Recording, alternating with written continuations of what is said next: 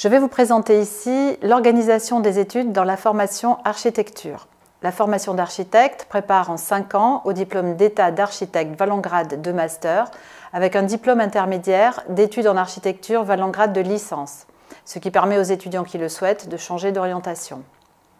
Sur le plan des débouchés, la formation prépare à l'exercice de l'architecture dans le secteur privé comme dans le secteur public et dans des domaines très divers comme la maîtrise d'œuvre, l'assistance à maîtrise d'ouvrage, l'aménagement du territoire, l'urbanisme, le design, l'expertise, le conseil, ainsi que l'enseignement et la recherche.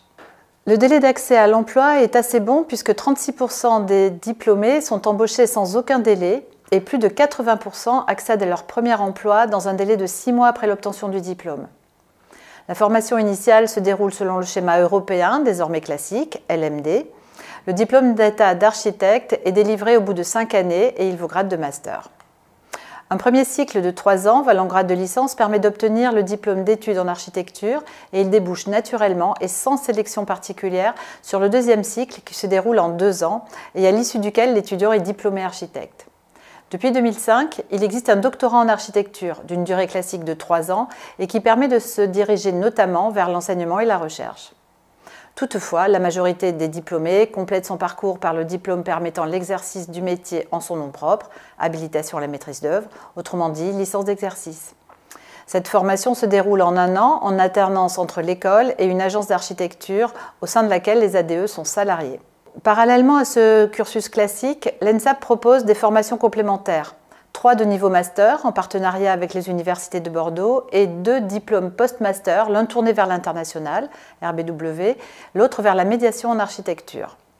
La formation en quelques chiffres. Les effectifs de l'année en cours sont ceux que vous pouvez découvrir dans le PowerPoint qui accompagne mon propos. Globalement, l'ENSAP recrute 110 étudiants en première année. Les étudiants sont autorisés à faire leur premier cycle en 4 ans, ce qui conduit à quelques fluctuations dans les effectifs. Sauf volonté personnelle de se réorienter, il est assez rare qu'un étudiant n'obtienne pas son premier cycle et ne puisse entrer en master. Le nombre important d'étudiants inscrits en dernière année, en master 2, s'explique par le fait qu'au cours de leur deuxième cycle, certains étudiants font le choix de partir en mobilité internationale ou d'interrompre leur cursus par des stages longs, hors cursus. Il n'est donc pas rare que le master se déroule en 3 ans. Je vous laisse également découvrir le poids horaire de la formation. Vous constaterez que plus l'étudiant avance dans son cursus, plus son autonomie grandit. Les heures d'encadrement diminuent au profit du travail personnel. Le nouveau programme des études a été révisé cette année avec une attention particulière portée au temps de travail étudiant. Il correspond au plus près au principe du système européen de transfert de crédit, ICTS. Je vous rappelle que le cadre européen prévoit pour toutes les formations qu'un semestre correspond à 30 ICTS et qu'un ICTS vaut 25 heures de travail, y compris le travail personnel. La formation d'architecte est assez exigeante, pluridisciplinaire, elle nécessite une bonne capacité de travail de la part des étudiants. Chaque semestre est constitué de 4 unités d'enseignement croisant les différents champs disciplinaires. Ces champs disciplinaires sont les suivants: théorie et pratique du projet architectural et urbain, ville et territoire, sciences et techniques pour l'architecture, c'est-à-dire la construction, arts et techniques de représentation, histoire et cultures architecturales, sciences humaines et sociales, anglais. Au cours de ce cycle, les étudiants auront à réaliser 2 stages. Le stage ouvrier d'une durée de 2 semaines dès la première année, qui leur permettra d'acquérir un sens critique sur les relations entre maître d'œuvre et entreprise, et le stage de première pratique d'une durée de 4 semaines en 2e année pour appréhender la diversité des pratiques professionnelles de l'architecture. Le 2e cycle, conduisant au diplôme d'état d'architecte, est, comme nous l'avons dit, d'une durée de 2 ans et il a pour particularité à Bordeaux de laisser une très grande liberté à l'étudiant pour construire son parcours en fonction de ses goûts et de son projet professionnel. Les 3 premiers semestres sont constitués de 4 unités d'enseignement, un atelier de projet que l'étudiant choisit parmi une offre de 5 à 6 propositions, un séminaire choisi également parmi une offre de 5 à 6 propositions pédagogiques au sein duquel se déroule l'encadrement du mémoire individuel de master. Le séminaire est construit comme un atelier de réflexion collective. Le tronc commun de connaissances qui vise à un approfondissement dans le cadre de la construction et une première approche des pratiques professionnelles.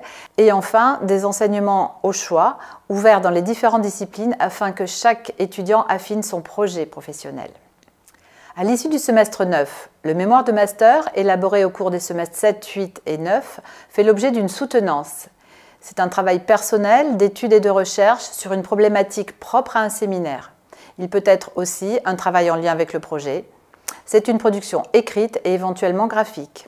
Au semestre 10, le cursus se clôture par le projet de fin d'études, PFE.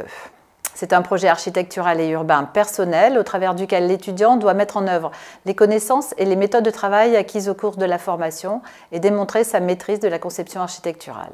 La soutenance est publique. Au cours de son master, chaque étudiant doit réaliser un stage de formation pratique de 2 mois minimum. Ce dernier stage est pour lui l'occasion d'une part de confronter ses connaissances théoriques aux pratiques réelles de conception et d'autre part de découvrir les différents aspects de la maîtrise d'œuvre et de la maîtrise d'ouvrage. L'école encourage vivement chaque étudiant à acquérir au cours de son parcours une expérience à l'international au travers des stages qui peuvent se dérouler à l'étranger, d'ateliers intensifs, mais surtout au travers de la mobilité d'études.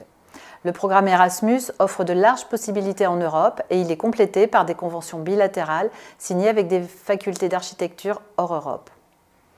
La mobilité étudiante est autorisée pour un semestre dès la 3e année en fin de licence, mais elle est plus courante en master. 76 mobilités sont possibles chaque année en Europe et 28 hors Europe grâce à 63 conventions d'échange.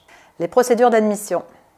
Différentes procédures d'admission permettent l'accès aux études en architecture. Via Parcoursup pour les étudiants bacheliers, par validation des études, expérience professionnelle et acquis personnels, notamment pour les candidats déjà diplômés de l'enseignement supérieur, et par demande d'admission préalable pour les candidats étrangers hors Europe. Sur la question des admissions, toutes les informations se trouvent dans Parcoursup. Vous devez déjà connaître le calendrier. Le site d'information a été ouvert le 20 décembre 2023, puis la plateforme elle-même le 17 janvier 2024. La date limite de finalisation du dossier a été fixée au 14 mars 2024. Attention, une précision importante, c'est la formation et non pas l'établissement qui constitue un vœu. Ainsi, pour l'ANSAP, vous pouvez constituer 2 vœux distincts, l'un pour la formation d'architecte, l'autre pour la formation de paysagiste.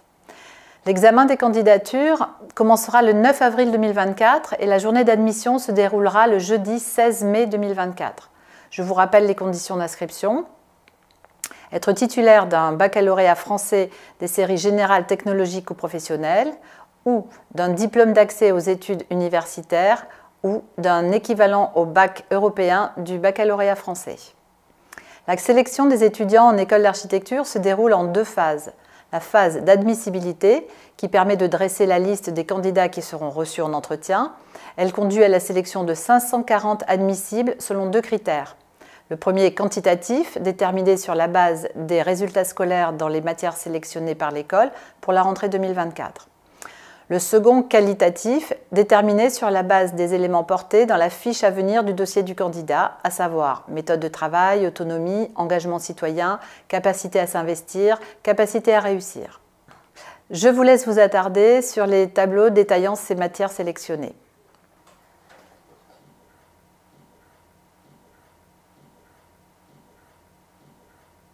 La deuxième phase d'admission se déroulera cette année le 16 mai 2024. Les 540 candidats admissibles seront reçus pour un entretien de motivation de 20 minutes avec un jury de 2 enseignants. À l'issue des entretiens, les jurys dressent un classement des 90 candidats admis sur liste principale et les suivants sont placés en liste complémentaire. Les 3 critères qui président à la sélection sont les suivants: la qualité de la présentation orale, la motivation du candidat pour les études d'architecture et l'ouverture d'esprit et la curiosité intellectuelle. Les autres procédures sont closes pour 2024. Elles sont détaillées sur notre site que je vous engage à consulter pour la rentrée 2025.